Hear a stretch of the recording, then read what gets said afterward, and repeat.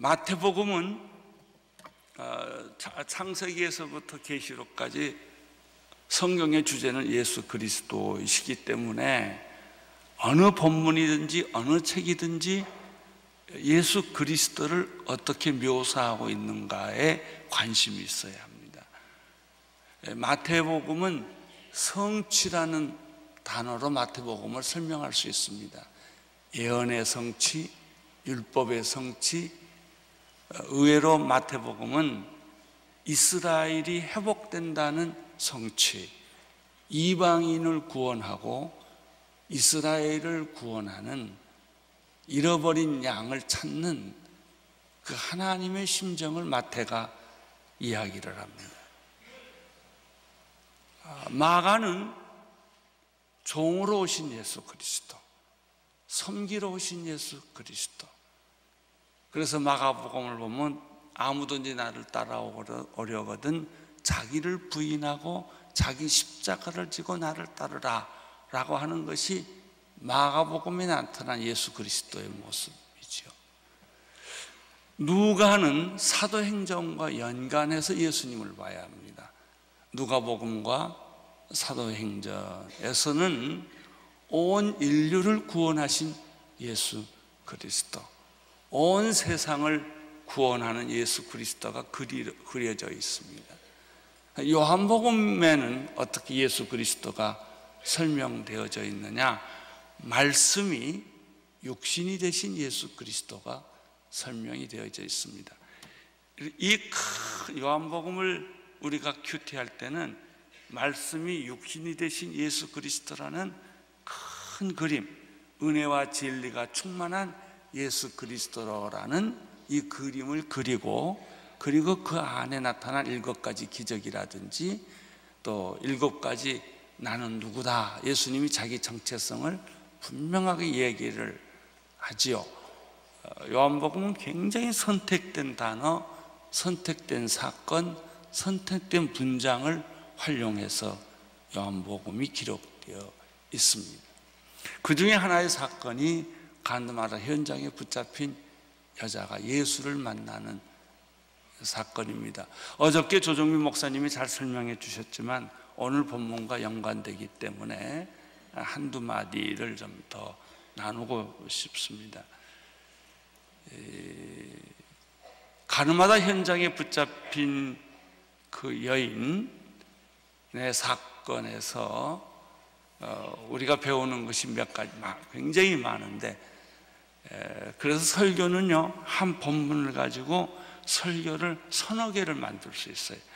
그 앵글에 따라서 그 설교의 메시지가 새롭게 나오기 때문에 그렇습니다. 그래서 옛날에 들었던 설교가 오늘 들을 때는 새로운 앵글로 성령이 조명을 해 주시는 것이죠. 마태복음 8장 가늠하다 현장에 붙잡힌 그 여인에 관한 에서 예수의 모습은 어떤 모습인가? 첫째, 지혜로운 예수를 만날 수 있습니다.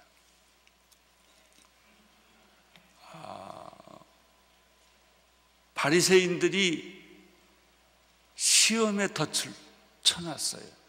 원수들은 언제나 내 등 뒤에서 화살을 겨누고 있습니다. 내가 보지 못하는 곳에서 웅덩이를 파놓고 있습니다. 마치 산사냥꾼이 야생동물을 죽이기 위해서 독약을 뿌리거나 또 덫을 넣는 것처럼 사탄은 언제 어느 때 우리가 넘어질지 모르게 우리가 제일 잘하는 데서, 제일 익숙한 데서, 그리고 자신만만한 곳에 덫을 쳐놓습니다. 그래서 여러분들이 항상 조심해야 될 것은 자신만만한 곳입니다. 익숙한 곳입니다. 내가 잘하는 것, 거기에는 사탄의 덫과 화살이 준비되어 있다는 것이죠. 언제 어느 때 이것을 쏠 줄 몰라요. 예수님에게도 예외는 아니었습니다. 올리브산에서 예수님이 성경을 가르치실 때 바리새파 사람들이 음모를 꾸미고 예수께 찾아와서 가늠하다 현장에 붙잡힌 한 여자를 예수님의 면전 앞에 탁 갖다 놓은 거예요. 사람들은 말씀을 들으려고 많이 모여 있었지 않습니까? 이럴 때 우리 그리스도인들은 어떻게 해야 하는가? 예수님을 통해서 배우는 것은 첫째, 지혜입니다. 예수님은 당황하지 않았어요.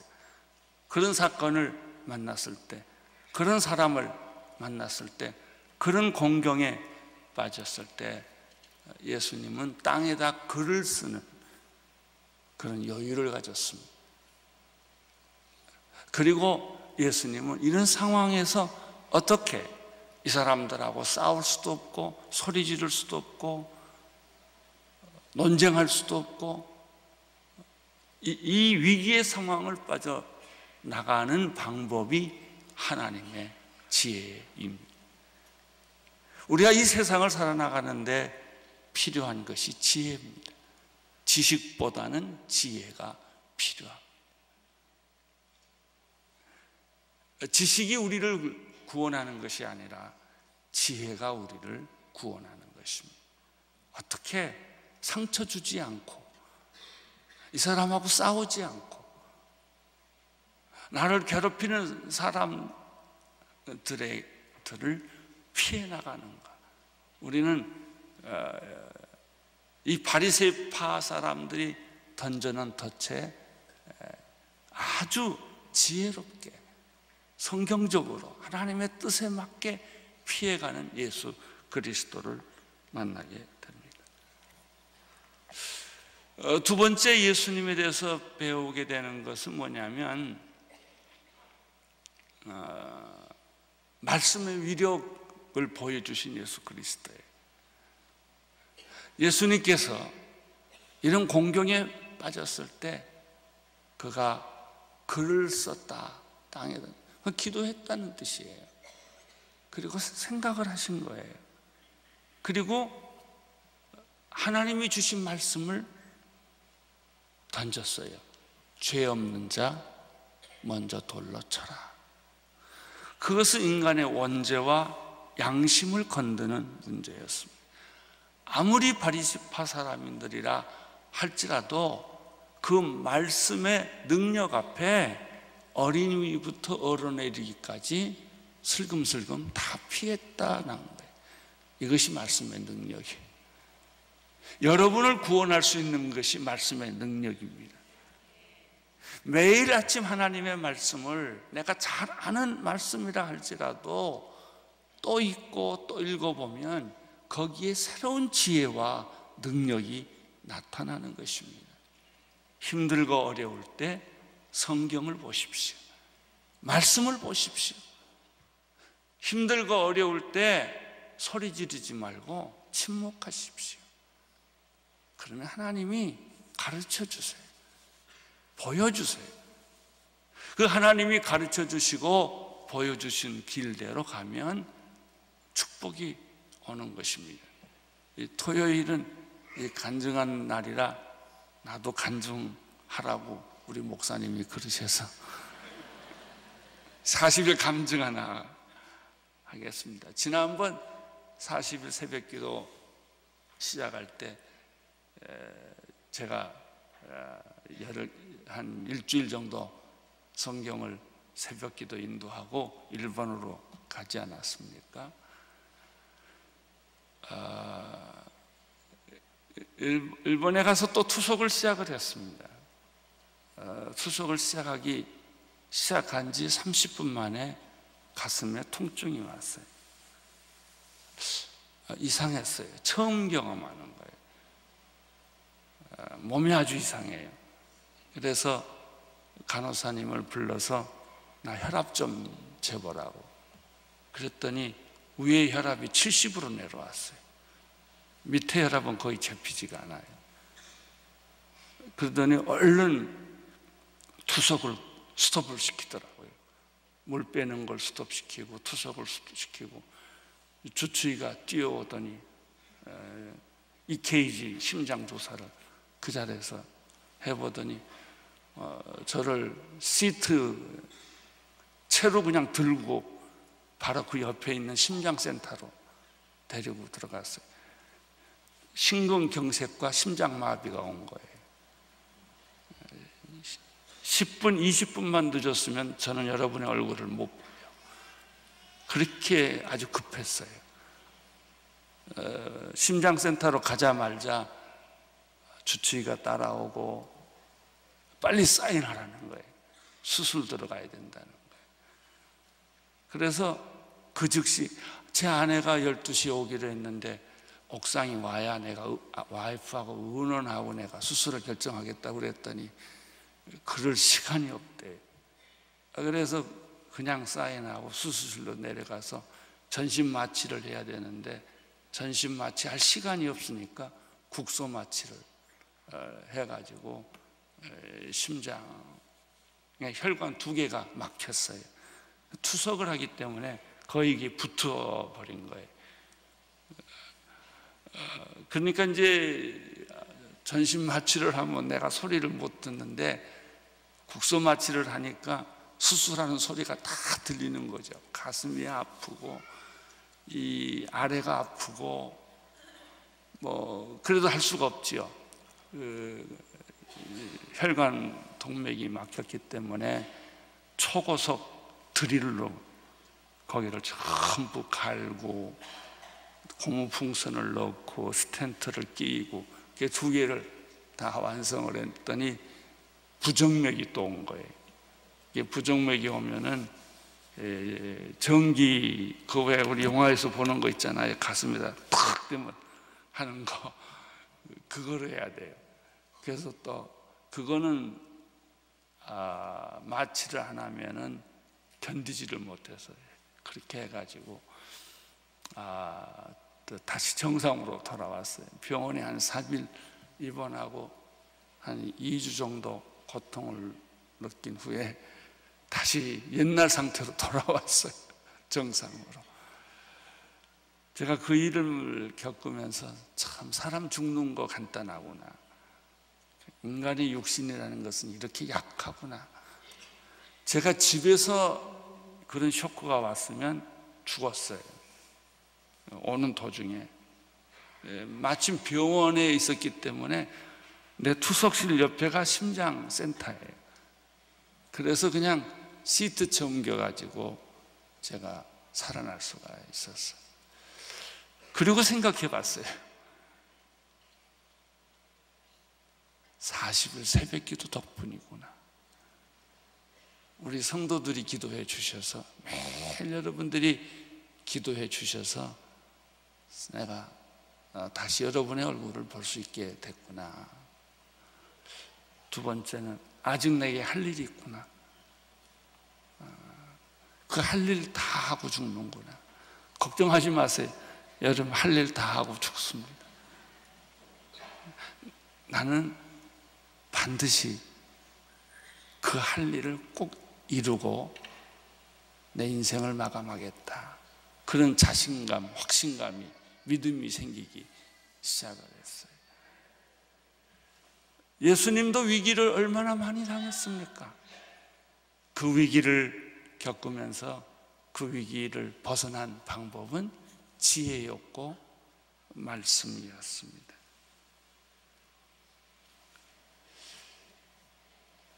이제 이 여자의 관점에서 잠깐 보겠습니다. 여자가 할 수 있는 일은 아무것도 없어요. 사실 우리가 할 수 있는 일은 아무것도 없어요. 뭐 이렇게 저렇게 발버둥 쳐보지만은 돈이 없을 때, 사업이 어려워졌을 때, 인간관계가 어려워졌을 때, 결혼 생활이 어려워졌을 때 여러분 자신이 얼마나 노력했겠어요? 얼마나 오죽하면 술을 먹겠어요? 그러나 그것이 내 힘으로 되는 게 아니라 말이죠. 이 여자가 끌려왔을 때는 자신의 힘으로 할 수 있는 게 아무것도 없었다는 사실이에요. 위기에 부딪혔을 때 자신의 힘으로 아무것도 할 수 없었을 때 우리가 할 수 있는 것이 무엇이겠습니까? 위탁이에요. 이 여자가 할 수 있었던 게 두 가지예요. 위탁과 순종이에요. 여러분, 하나님은 내가 마지막까지 포기하기를 원하세요. 내가 발버둥 칠 때는 가만 놔두세요. 그러나 발버둥 칠 수 없을 때 하나님은 움직이기 시작해요. 우리의 절대 무능은 하나님의 절대 유능이에요. 여러분이 우리가 애를 키워봐서 알지만 애가 세상에 태어나면 절대 무능자예요. 아무것도 못해. 우는 것밖에 못해. 그러면 부모는 절대 유능해지기 시작해요. 근데 그 아이가 커서 스스로 뭘 할 수 있을 때는 부모가 손을 좀 놓기 시작을 하지. 그것이 성숙이에요. 이 여자는 아무것도 할 수 없었어요. 그러나 예수님은 이 여자에게 정죄하지 않으셨어요. 묻지 않으셨어요. 어쩌자고 내가 이런 죄를 졌느냐라든지, 왜 믿음이 없느냐라든지 이렇게 말하지 않으셨어요. 약한 자에게, 실패자에게 주님은 책임을 묻지 않으세요. 이해하세요. 받아들이세요. 사랑하세요. 용서하세요. 이 여자에게 너를 정죄하려던 사람들이 다 어디 갔느냐? 예수님은 이 여자 편이었어요. 여자를 보호해 줬어요. 사람들이 던지는 돌을 대신 맞을 각오를 하고 계셨어요. 이분이 예수 그리스도이십니다. 그리고 나도 너를 정죄하지 않으냐노니 가라. 가서 다시는 죄를 범치 말라. 은혜와 용기를 주시는 예수 그리스도를 우리는 이 본문에서 만나게 됩니다. 그리고 난 다음에 오늘 말씀, 요한복음 8장 12절입니다. 내일은 주일인데 내일은 우리가 교회에 모여서 큐티하지 않고 다 개인 큐티하기 때문에 오늘 말씀과 내일 말씀을 연계시켜서 이야기를 드리겠습니다. 여기에 중요한 키가 되는, 중심이 되는 말씀은 12절이에요. 12절 한 구절을 가지고 내일까지 큐티가 계속됩니다. 12절 말씀을 같이 한번 읽겠습니다. 시작. 예수께서 사람들에게 다시 말씀하셨습니다. 나는 세상의 빛이다. 누구든지 나를 따르는 사람은 어둠 속에 다니지 않고 생명의 빛을 얻을 것이다. 예수님은 언제나 어느 때나 무엇을 하든지 자기 정체성을 확실히 알고 있었습니다. 내가 누구인가? 나라는 존재가 어떤 존재인가? 무엇을 하기 위해 세상에 태어났는가? 나는 무엇을 하다가 죽어야 하는가? 여러분, 직장 다니기 위해서 우리가 세상에 태어났어요? 밥 먹기 위해서 세상에 태어났어요? 밥이라는 게 참 묘한 겁니다. 밥 안 먹으면 죽죠. 근데 그 밥 계속 먹어도 죽어요. 평생 밥 먹어보세요. 죽지요. 밥을 위해서 사는 거예요? 먹기 위해서 사는 거예요? 아니에요. 그건 우리 인생이 하나의 과정이지 결론이 아니에요. 목구멍이 포도청이세요? 물론 직장이 중요하죠. 노동해서 노력해서 밥 먹는 거 중요하죠. 가족들 다 먹여 살리는 거 중요하죠. 그러나 그것이 우리의 인생의 목적이 아니에요. 그것을 우리의 인생이 목적이라고 생각하기 때문에 사람들은 성공이나 권력을 가지려고 하는 거예요. 성공과 권력을 가져본들 어때요? 허무한 거예요. 평안이 없어요. 기쁨이 없어요. 우리의 김창성 목사님이 작곡한 평강, 하나님의 평강이, 그 노래 있죠? 그 노래 좋더라고요. 내가 요즘 그 노래 계속 부르는데 그 다음에 기쁨이 아니고 은혜라는 말을 넣으면 좋겠더라고요. 은혜, 하나님의 은혜가 당신에게 있기를 원합니다. 한번 그 노래 불러볼까요? 그거 어떻게 부르죠? 하나님의 평강이 당신의 손에 넘쳐나기를.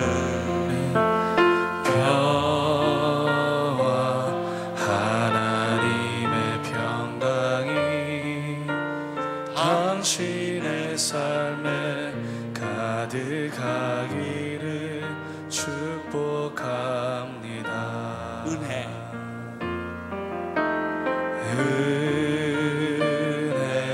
하나님의 은혜가 당신의 삶에 넘쳐나기를. 은혜, 하나님의 은혜가 당신의 삶에 가득하기를 축복합니다. 그래요. 우리가 이 세상을 안전하게 살아가는 방법은 하나님의 평화와 은혜가 내게 임하는 것입니다. 여러분에게 임하는 것입니다. 우리가 할 수 있는 것이 많이 있는 것 같아도 별게 없어요.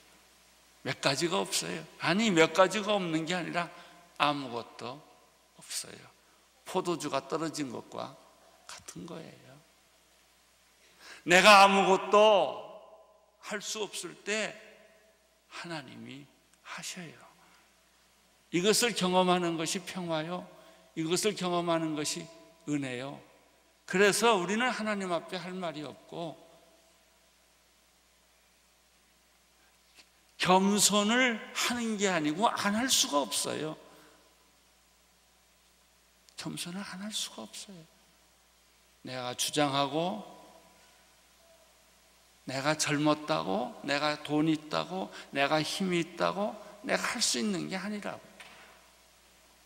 살려주신 게 고맙고 여기 있게 하신 것이 고마운 거예요. 새벽기도 나오게 하신 것이 고마운 거예요. 나는 주영은 씨네 그 아기가 엄마 발 찼다는데 아주 오늘 영감이 막 솟아나요.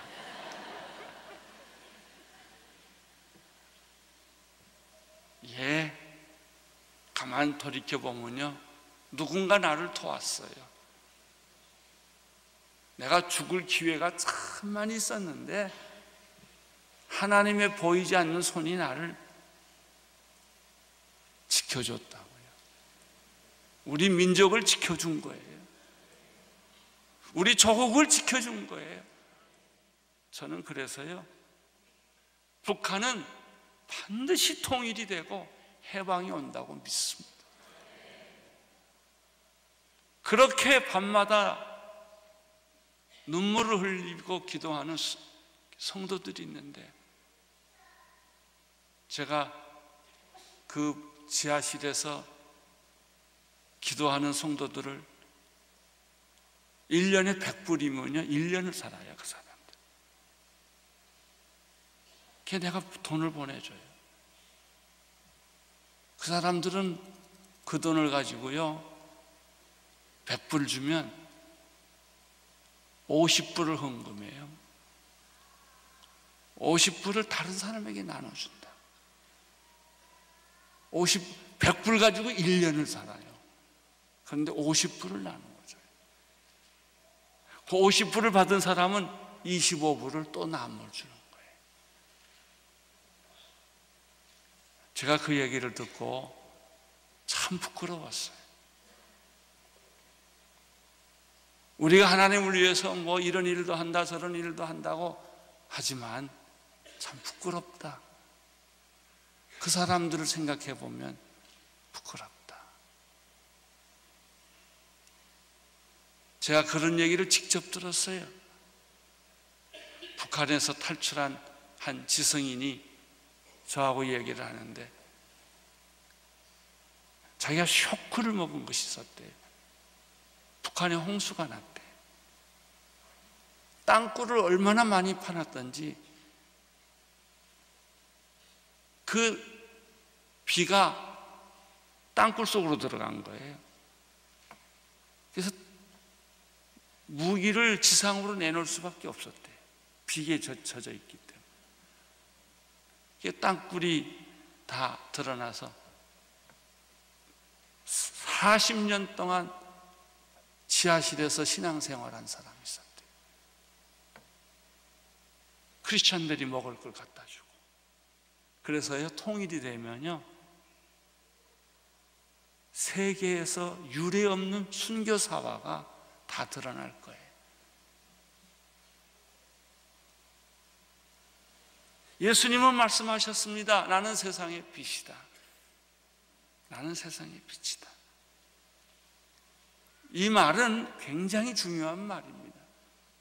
창세기 1장 1절에 태초에 하나님의 천지를 창조하시다 이렇게 말씀하시고 천지 창조하시는데 제일 먼저 빛이 있으라 하시매 빛이 있었더라. 그건 태양빛 아니에요. 라디에이션 그거 아니에요. 하나님이 빛이세요. 그 빛이 바로 예수 그리스도세요. 빛의 특징은 두 가지예요. 어둠을 밝히는 거예요. 또 하나는 빛이 있는 곳에는 생명이 있어요. 빛이 있기 때문에, 빛으로 예수님이 오셨기 때문에 우리에게 생명을 주신 거예요. 빛은 어둠을 밝히는 거예요. 우리 안에 있는 모든 어두움, 절망, 죽음, 좌절, 저주들이 예수님을 믿는 사람에게는 다 사라집니다. 없어집니다. 여러분이 우울하고 자살하고 싶고 인생을 포기하고 싶은 것은 어두움이 있기 때문이에요. 이 어두움을 몰아낼 수 있는 분은 예수 그리스도 그분이세요.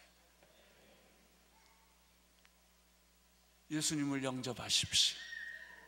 그분을 받아들이십시오. 어두움은 어두움을 몰라요. 여러분이 까만 옷에 까만 잉크를 쏟으면 까만 건지를 몰라요. 하얀 옷에다가 까만 잉크를 뿌려야 까만 잉크가 떨어진지 알지요. 죄는 죄를 몰라요. 죄를 지을수록 죄에 대해서 무감각해지는 거예요. 빛이 없으면 어두움을 몰라요. 빛이 있기 때문에 어둠을 아는 것이죠. 예수님은 말씀하셨습니다. 나는 세상의 빛이다. 마태복음에서는 나는 세상의 소금이다 라고도 말씀하셨어요. 누구든지 나를 따르는 사람은 어둠 속에 다니지 않고 생명의 빛을 얻을 것이다. 생명은 죽음과 반대되는 개념이에요.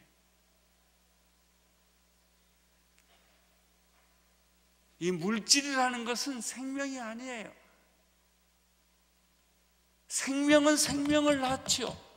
물질이 물질을 낳지 않아요. 어두움은 빛을 낳지 않습니다. 예수 그리스도는 누구신가? 빛이세요. 태초에 말씀이 계셨느니라. 이 말씀은 하나님과 함께 계셨고 이 말씀은 하나님이셨다.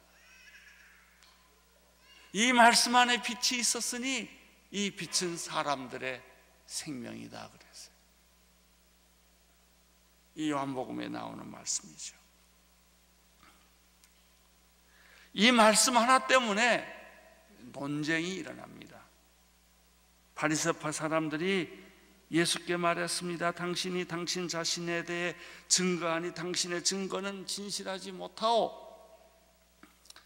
증거는 다른 사람이 대줘야 하지 본인이 증거한다고 그 증거가 효력이 없다는 거죠. 맞는 말이죠. 그러나 예수님의 생각은 달랐어요. 내가 하는 증거는 참되다 말을 했습니다. 나는 다른 사람의 증거를 받을 필요가 없다. 내 증거가 참되다 이렇게 말했어요. 바리새인들은 이해를 할 수가 없고 받아들일 수 없는 논리죠. 이 논쟁이죠. 그래서 여기서부터 내일 큐티까지 계속 논쟁을 합니다. 논쟁의 초점은 무엇입니까? 예수가 말씀으로 오신 하나님인가? 이걸 믿는가 안 믿는가 하는 거예요. 예수는 누구신가? 그는 하나님이셨어요. 그러나 많은 사람들은 이 사실을 믿지 못해요.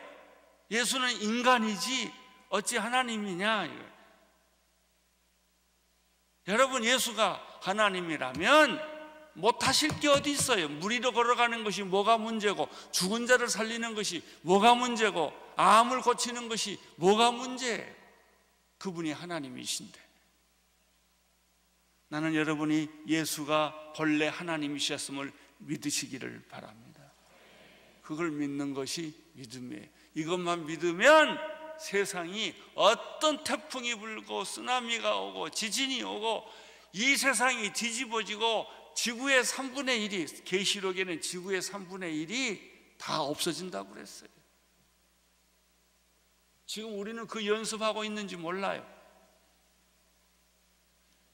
심판에 하늘에서 별이 떨어지면 지구의 3분의 1이 없어져요.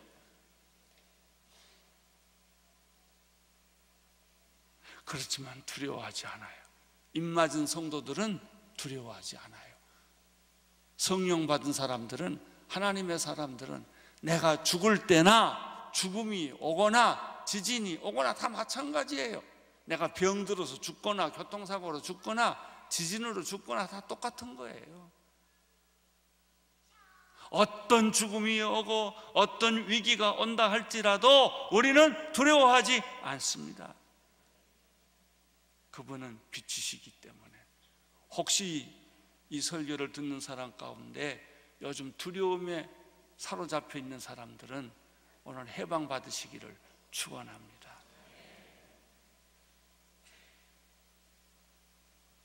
논쟁은 시작됐죠. 왜 논쟁이 시작됐을까요? 내가 어둠이니까 그래요. 바리새인들이 어둠이니까 그래요. 그들은 말씀을 위탁받은 전문가라고 생각했어요. 전문가라고 생각했기 때문에 거기가 덫이에요.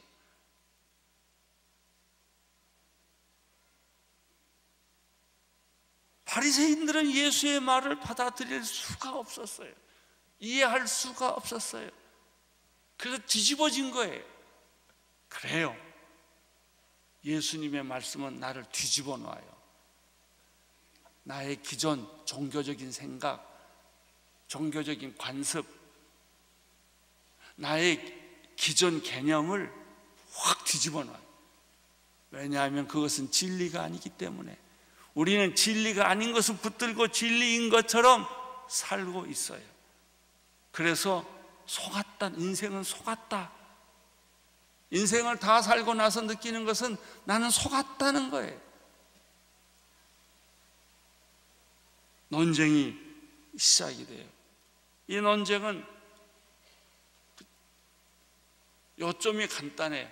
예수는 위로부터 왔고 우리는 아래서부터 왔기 때문에. 예수는 하나님이고 우리는 죄인이기 때문에. 사고방식이 다르고 가치관이 다르고 보는 관점이 다르는 거예요. 바리새인들의 관점과 예수님의 관점은 틀릴 수밖에 없어요. 틀리는 게, 다르는 게 너무나 당연한 거예요. 나는 예수님을 보면 여러분이 갈등 느끼지 않게 되기를 바랍니다. 아, 예수님 말씀이 옳다. 그것이 거듭난 증거예요. 우리는 성경에 대해서, 예수님에 대해서 얼마나 많은 회의와 질문을 할 수 있을지 몰라요. 그리고 그 회의와 질문이 다 틀렸다, 잘못됐다라고 말하기도 어려워요. 그러나 예수님을 알면, 빛을 알면 어둠이 물러가듯이 내 안에 의심과 회의는 다 물러가는 거예요. 그리고 내 안에 믿음의 싹이 트기 시작하는 거예요. 그 믿음의 싹에는 기쁨과 평화와 은혜가 넘치는 것이고 초자연적인 기적이 나타나는 것이고 내가 상상할 수 없는 삶을 살아가는 원동력이 되는 것입니다. 여러분은 기적적인 삶을 살 수 있습니다. 여러분은 초자연적인 삶을 살 수 있습니다. 지금 요즘 우리 목사님들의 토론의 주제는 뭔지 아십니까? 40일 새벽기도 끝나면 어떡하나? 이거예요. 여기서 끝내냐? 아니면 이대로 여세를 몰고 12월 달까지 가느냐? 지금 요즘 토론이 우리의 기도가 많이 해요. 40일 새벽기도 하니까 가을쯤에서는 40일 저녁 집회를 40일 하자. 그러면 술집에 안 갈 것이다. 그러면 텔레비전 안 볼 것이다. 이렇게 사니까 좋잖아요. 그리고 살 수 있잖아요. 우리가 평생 이렇게 살면 우리가 어떤 사람으로 변할까요? 상상해봐도 내가 나를 상상할 수가 없어요. 우리 이렇게 살 수 있어요. 여러분, 대한민국의 전 세계 그 많은 교회 중에 우리 온누리교회 하나쯤은 달라도 괜찮잖아요. 여러분, 세계 60억의 인구가 있지만 여러분 하나만은 다를 수 있잖아요. 똑같이 그렇게 살아야 돼요. 똑같이. 내가 요즘에 텔레비전을 보면요, 그저 신경질 나면 술 먹더라고요. 일이 안 되면 술 먹고.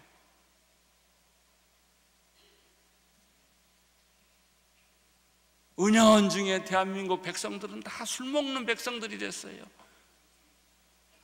술 끊으셔야 돼요. 술 끊게 되기를 축원합니다. 담배 끊게 되기를 축원합니다.